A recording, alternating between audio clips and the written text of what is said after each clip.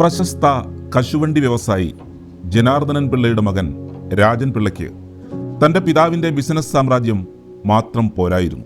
കടലുകൾക്കപ്പുറം തൻ്റെ പേര് മുഴങ്ങണമെന്ന വാശിയായിരുന്നു അദ്ദേഹത്തിനെപ്പോഴും. 1970കളിൽ തൻ്റെ സ്വപ്നങ്ങൾക്ക് ചിറകു നൽകാൻ അദ്ദേഹം സിംഗപ്പൂരിലേക്ക് പറന്നു.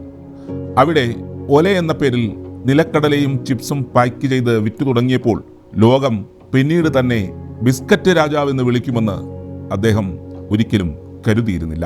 പാക്ക് ചെയ്ത ലഘുഭക്ഷണങ്ങളുടെ വിപണി പിടിച്ചടക്കിക്കൊണ്ടാണ് തൻ്റെ ജൈത്രയാത്ര രാജൻ പിള്ള തുടങ്ങിയത്.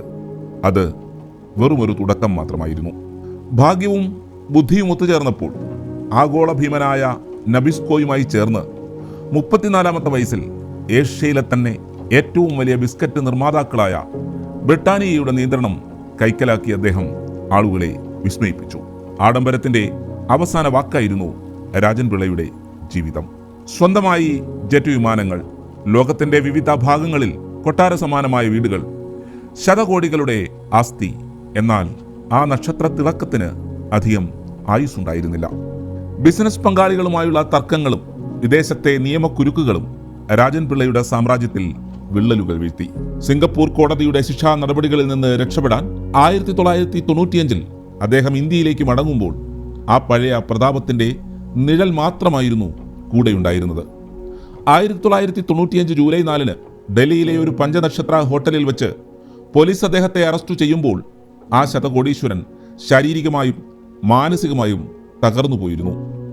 തിഹാർ ജയിലിൻ്റെ കറുത്ത ഇരുമ്പഴികൾക്കുള്ളിലേക്ക് അദ്ദേഹത്തെ വലിച്ചെറിഞ്ഞപ്പോൾ തൻ്റെ രോഗാവസ്ഥ പരിഗണിച്ച് മെച്ചപ്പെട്ട ചികിത്സ നൽകണമെന്ന് അദ്ദേഹം കോടതിയിൽ ആവർത്തിച്ച് യാചിച്ചു. എന്നാൽ അന്നത്തെ ഭരണ സംവിധാനം ആ വിലാപങ്ങളെ അവഗണിച്ചു. ജയിലിൻ്റെ തറയിൽ കിടന്ന് വേദന കൊണ്ട് പുളഞ്ഞ അദ്ദേഹത്തെ ഒടുവിൽ ആശുപത്രിയിൽ എത്തിച്ചപ്പോഴേക്കും സമയം വൈകിപ്പോയിരുന്നു.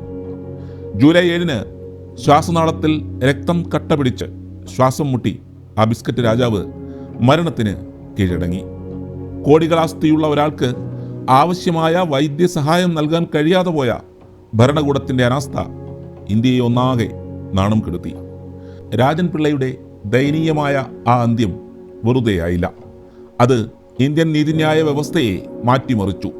ജസ്റ്റിസ് ലീല സേത്ത് കമ്മീഷന്റെ റിപ്പോർട്ടുകൾ പുറത്തു വന്നതോടെ ജയിലുകളിൽ 24 മണിക്കൂറും ഡോക്ടർമാരുടെ സേവനം നിർബന്ധമാക്കി.